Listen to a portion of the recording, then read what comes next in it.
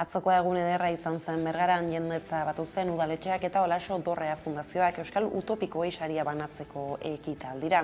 Herriaren alde eta herriarekin bat bizitza osoa lanean eman duten Jose Luis Elkoro eta Mari Carmen Aiastui senarre emazteek jaso zuten saria, bete-beteta zegoen seminarioa hurbildutakoen txaloen artean. Gainera herrian ikastolaren sorreran presoen alde, alkateen mugimenduan, herri batasunan eta egin egunkarian, eta enpresa mailan egin dituzten ekarpenak oroitu zituzten Bergarako alkateak eta Olaso Dorrea Fundazioko lehendakariak. Ekina hurbila hitzezkoa, diskretua eta leiala izatea beren balio eta egiteko modua izan direla azpimarratu zuten. Arratsaldeon guztiei, Jose Luis Elkorok eta Mari Carmen Aiastuik esker honeko hitzak izan zituzten ekitaldian eta Telesforo Monzonek esandakoaren ildoan, labur eta zorrotz Elkorok utopiak aldarrikatu eta oraingo eta lehengo kanpoko eta barruko euskal utopikoen lana aldarrikatu zuen. Utopikoak mendeetan zehar Euskal Herrian alde borrokatutenak eta borrokatzen ari dienak, utopikoa zuek, sinisten duzuenak Euskal Herriaren etorkizunean, ze herri ederra eta aberatsa duen. Gora utopikoak. Asteko kronikari helduta eta bestelako lerroburuekin jarraiki Eusko Legebiltzarrak gazteriaren legea onartu du. Arabako, Bizkaiko eta Gipuzkoako gazteen eskubideak erdigunen jarriko ditu legeak eta helburu nagusi bat izango du. 2030 urterako gazteen emantzipazioaren batez besteko adina 30 urtetik 28 urtera jaistea. Atzo bozkatu zuten legea osoko bilkuran, EAJak, PSek eta Elkarrekin Podemosiuk alde bozkatu zuten, Euskal Herria Bilduk eta Voxek aurka eta PP Ciudadanos taldea abstenitu egin zen. 2012tik gazteriaren lege bat izateko saiakera ugari izan dira Eusko Legebiltzarrean, baina denek porrot egin izan dute. Gaur, Elkarrekin Podemos Izquierda Unidak gazteen eskubideak aitortzen ditun gazteriaren lege bat babestuko du. Gazte emantzipazioaren euskal zarea sortzen duena. Gazteri demokratikoagoetan sakontzen duena. Gazteen arazo guztiak konponduko ez dituena, baina bai, mugarri garrantzitsu batzuk emango dituenak. Bat egiten genuen emantzipazioan batez ere dauzkagula arazoak eta horregatik lege honek bide ematen du emantzipazioari begira hainbat ekimen eta hainbat politika martxan jartzeko. Diren gutxieneko hori, eta ezin gara konformatu gazteria lege honekin. Lege honetan ez bai gara kabitzen. Egin beharko dira behingoagatik gure bizitzak hobetu eta sostengatzeko ezinbesteko neurriak, eta hori legebiltzar honi dagokio, zuetako bakoitzari dagokizu. Legez gabiltzala udeleko batzorde betearazleak desadostasuna eta kezka adierazi du Tapia Plus legearen inguruan, izan ere trantsizio energetikoari eta klima aldaketari buruzko lege honen bidez, udalerriei ekimen publikoak sustatutako proiektuak behartu ahalko dizkieten, baina orain ekimen publikoak edo pribatuak sustatutakoak ere inposatzea ahalbidetuko du. Bien bitartean Mikel Otero Euskal Herria Bilduko legebiltzarkideak azpimarratu du Tapia legeak udal autonomia gainditzen duela berresten dela, Eudelek onartutako azken txostenean. Eudelek eskatu duen txosten horrek esaten du, gainera interes pribatuei irekiko dena eta ingurumen proiektuez haratago joango dena, hori inkonstituzionala izango dela udalen eskumenen eta autonomiaren gainetik pasatzen delako. Horrez gain Euskal Herria Bilduk ikerketa batzorde bat sortzeko eskaera aurkeztu du ostiral honetan Madrilgo Kongresuan, Gasteizen 1976ko martxoaren 3an gertatutako sarraskia argitzeko asmoz. Modu horretan martxoak 3 elkartak egindako aldarrikapen etengabeei erantzun asmo diela azaldu du koalizioak eta halaber biktimen eta euren senideen aitortzan, erreparazioan eta egiaren bilaketan aurrera egiteko baliabideak eskaini nahi dituela. Izan ere, pasaden astean oroitu zituzten Espainiako poliziak hildako Pedro María Martínez, Francisco Aznar, Jose Castillo, Romualdo Barroso eta Bienvenido Perea langileak sarraskiaren 56. urte hurrenean. Egun horretan, biktimek gertatutakoa argitzeko eta justizia egiteko beharrezko mekanismoak martxan jartzeko eskaera berritu zutela, adierazi du Iñaki Ruiz de Pinedo, Euskal Herria Bilduko Arabako diputatuak eta nabarmendu du orain arte ez dela abian jarri mekanismo eraginkorrik erantzukizunak argitzeko. Eta lerroburuekin bukatzeko nazioartera begira Europar Batasuneko buruzagiak Versaillesen bildu dira bart Ukrainako gerraren aurrean mantendu beharreko estrategia aztertzeko eta gatazka horrek eragin dituen ondorioei nola aurre egin eztabaidatzeko. Europar Batasuneko 27 herrialdeetako gobernari eta estatuburuek besteak beste Errusiarekiko menpekotasun energetikoa eta energiaren kostua izan dute hizpide, baita Ukrainak Europar Batasunera batzeko egindako eskaera. Ere, hurrengo negurako Europako Batasunak bi eren murriztu nahi du Errusiako gasarekiko duen menpekotasuna. Hala ere, Asiako herrialdeekin leian sartu beharko du gas likidotua erosteko. Ukraina Europar Batasunari atxikitzeko eskaerak ordea desadostasuna eragin du.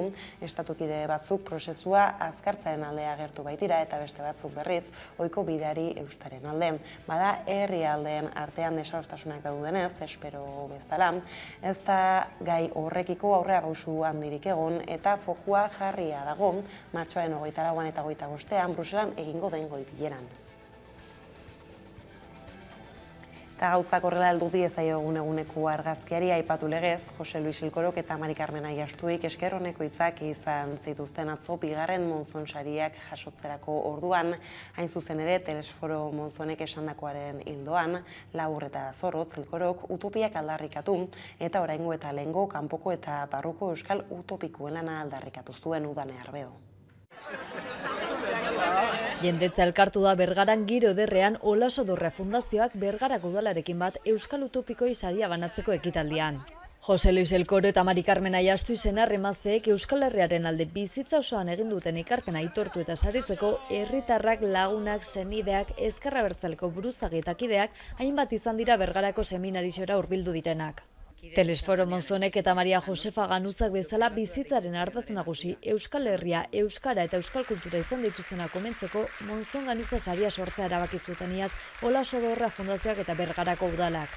Aurtengo sarituek Aiastuik eta Hilkorok euskara min eta lehentasun izan dute beti. Herrian ikastolaren sorreran, presoen alde, alkateen mugimenduan, herri batasunan eta egin egunkarian eta enpresa mailan ekarpen handiak egin dituzte. Jose Luisek mapan kokatu intuela esan du lehen.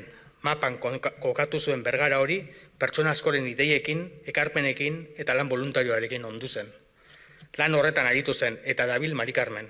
Ikastolaren sorreran sasoi hartan, ondoren musika bultzatzen, presoen senidea laguntzen, Olaso Dorrea Fundazioko patronatuan urte askoz. Hilkoro eta Aiastui oso eskertuta daude sari honekin. Guk Maria Josefa eta Telesforo bezalako pertsona importantiak ezautu dugu eta maitasuna, ezautzea eta maitasuna hori da oparixa.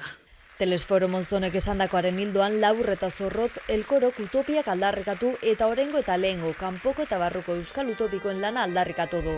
Utopikoak mendetan zehar Euskal Herrian alde borrokatutenak eta borrokatzen ari dienak, utopikoa zuek sinisten duzuenak Euskal Herriaren etorkizunean, ze herri ederra eta aberatsa duen.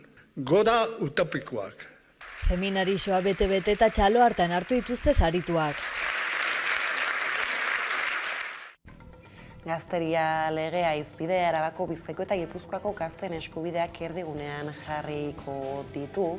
Lakuan onartu berri den legeak eta helburu nagusi bat izango du 2030 urterako gazten emantzipazioaren batez besteko adina 30 urtetik 28 urtera jaistea estilanao. Eusko Legebiltzarrak gazteriaren legea onartu du EAJaren, PSEren eta Elkarrekin Podemosen babesarekin. Lege horrek legezko maila ematen dio emantzipatzeko eskubideari eta Arabako, Bizkaiko eta Gipuzkoako gazteen eskubideak erdigunean jarriko ditu. Helburu nagusia gazteen emantzipazioaren batez besteko adina 30 urtetik 28 urtera murriztea da.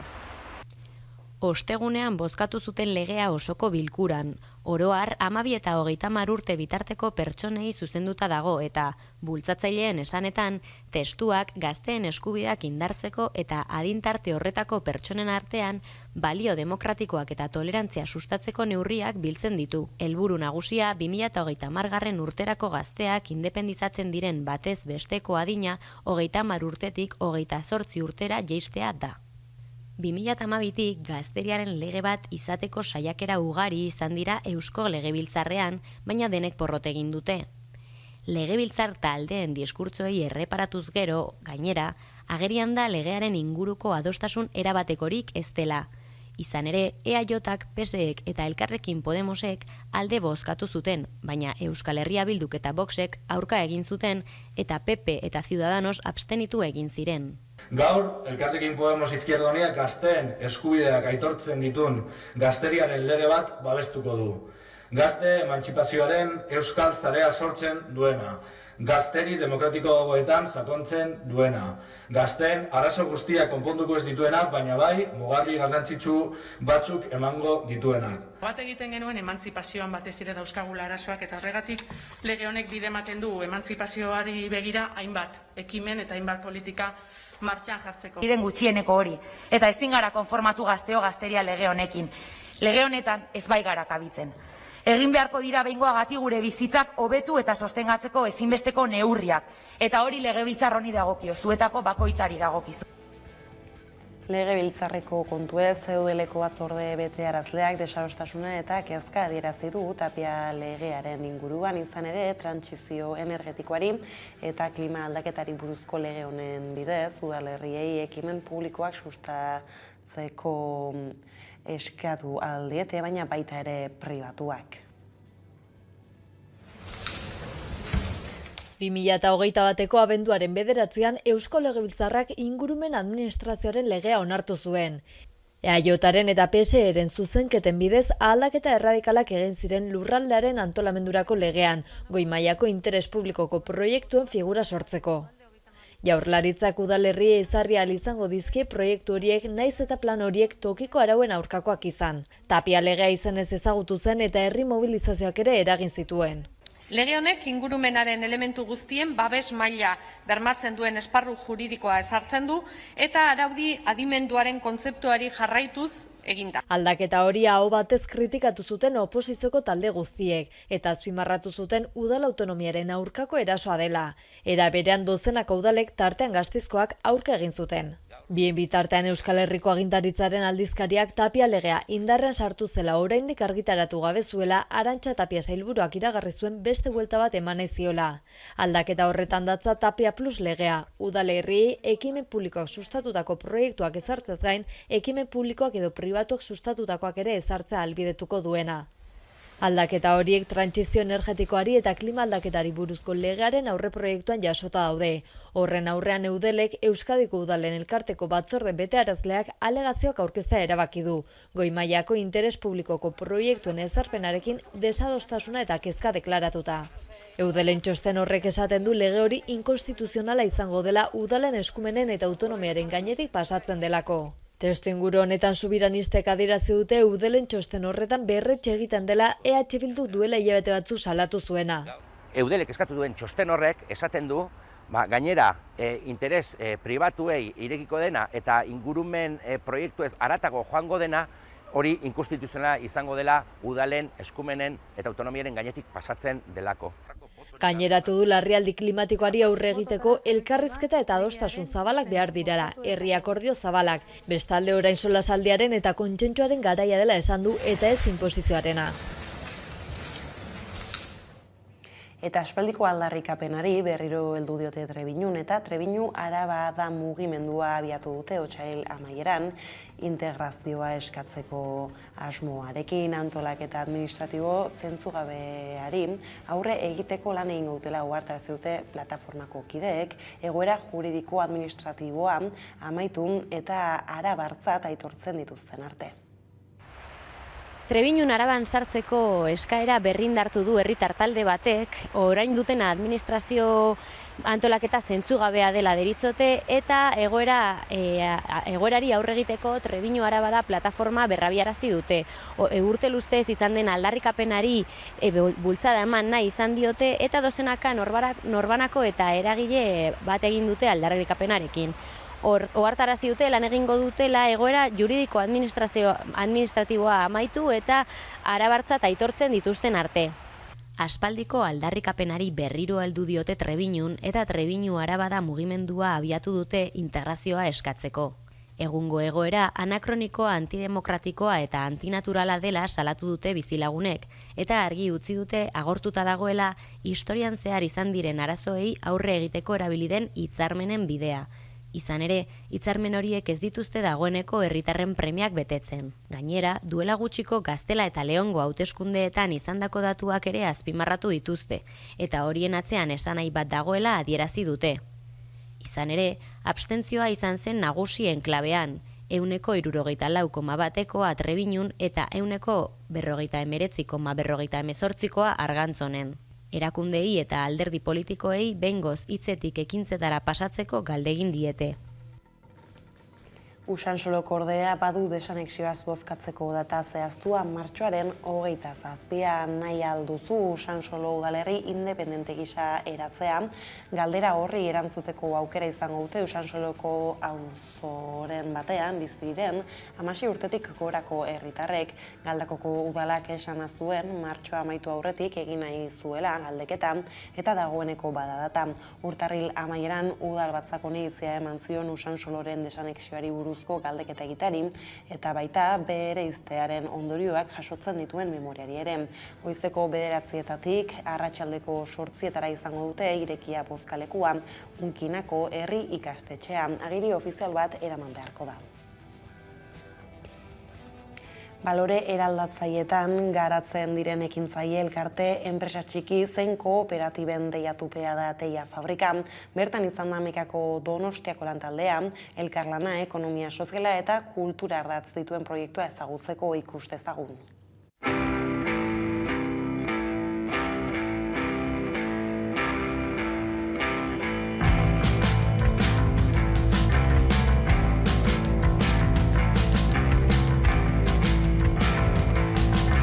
Teia Fabrika izen hartu genuen, ze bere garaian egia auzoan teiak sortzen zituen fabrika bat egon zen, Konkorreneatik eta gertu.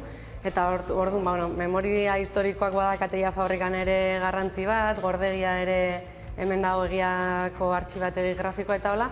Eta orduan izena hortik hartu baztan ere, eta gaur egun ere lanerako eremu bat izanik ere egia da beste behar batetik ere jaio zala, ez? Bakoitza bere esparruan, bere etxetan edo bere bulegotan lanian egon berrian, bai behar genula espazio bat elkarrekin eoteko eta elkarrekin laniteko eta behar hortatik sortu zen Teia Fabrika. Eta gaur egun, esate deudala balore eraldatzaileetan garatzen dien proiektuen etxia, hau da, lanea etor zaitezke, badazkau bulegoak eta elkarlangune bate bai, coworkinga izango litzatekena.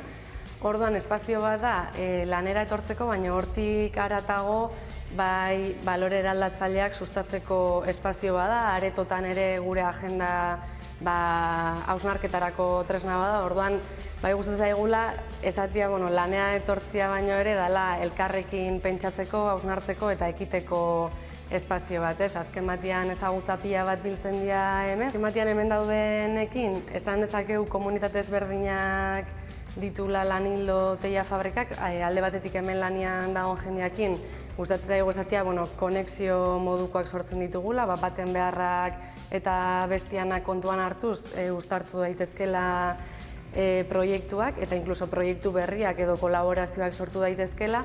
Eta gero bestetik auzoa edo bestelako eragileak inguruan ditugunak, bai auzoan bai Donosti inguruan ere, hoien artean elkarlanak sortzea litzateke helburutako bat, ez? Saria eginaz eta sarian elkarrekin aurrea iteko bidiak lortuaz eta batzutan proiektuak edo, ez dakit etorkizuna esati igual gehiegi da, ez? Baina ze proiektu sortu daitezken elkarrekin, hortik egongo litzateke bidia. Norbaiten lanea etorri nahi balu, edo agendan zerbait antolatu, edo elkarlan bat iriki, gurekin harremanetan jartzea litzateke, infoa bildua teiafabrika.eu zelbidean adibidez, eta hoxe ongi etorria dala egon, no?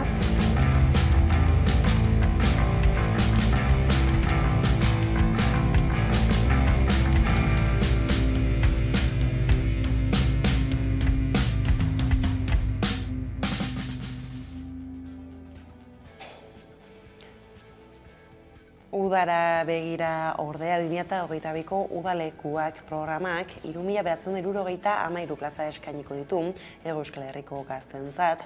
Hau da, iaz baino 1.652 plaza gehiago, bain zuzen ere Araban, Bizkaian, Gipuzkoan eta Nafarroan kokatutako 15 instalazio egongo dira urten Nerea Garzia. Hala da, bai, Arabako, Bizkaiko eta Gipuzkoako foru aldundiek udalekuak 2022 programa aurkeztu dute. Kanpaina honetan 7 eta 13 urte bitarteko gazteek eta aurrek parte hartuko dute uztailaren 1-tik 29 bitarteko 7 eguneko txandetan.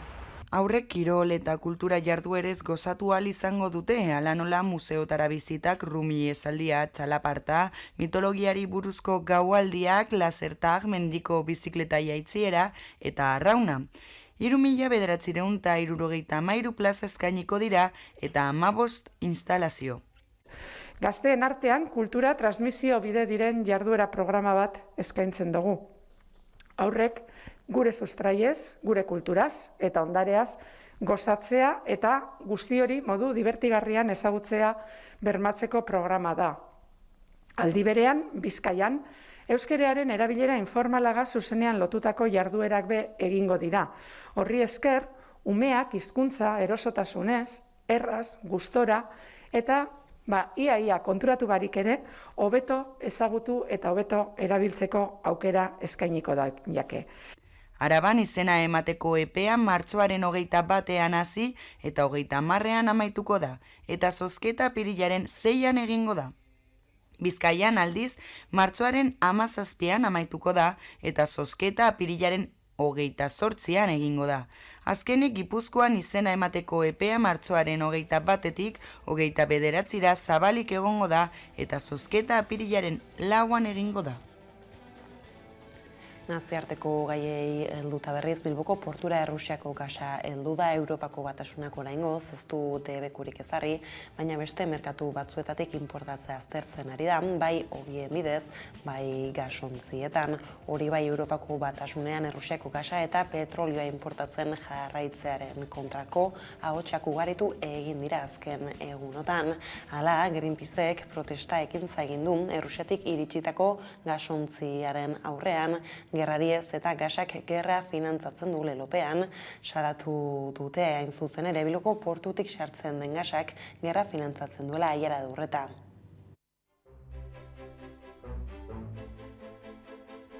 Bilboko portura iritsi da Errusiako gasa eta 170 metro kubiko gas deskargatu dituzte. Amerikako Estatu Batuak eta Erresuma Batuak Errusiako gasari, petroliari eta ikatzari debekuak ezarri ostean, Europako Batasunean Errusiako gasa eta petrolioa inportatzen jarraitzaren kontrako ahotsak ugaritu egin dira azken egunetan. Hala ere, Europako Batasunak oraingoz ez du debekurik ezarri, baina beste merkatu batzuetatik inportatzea aztertzen ari da, bai hodien bidez, bai gasontzietan.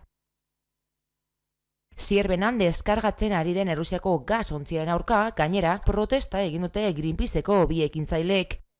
Gerrari ez eta gasak gerra finantzatzen du leloak zituzten afizak erakutsi dituzte. Oharbidez, Greenpeacek Errusiaren inbazioa gaitzetsi du eta Ukrainako biztanleei elkartasuna adierazi die. Gobernuz kanpoko erakundeak era berean ohartarazi du energiaren garestitzearen eta Errusiako gasarekiko menpekotasunaren aurrean, gas inportazio iturri berriak bilatzeak, gas azpiegitura berrietan inbertitzeak, edo erregai alternatiboek ez luketela Europaren zaurgarritasuna konponduko. Eta krisi klimatikoa areagotzen jarraituko luketela.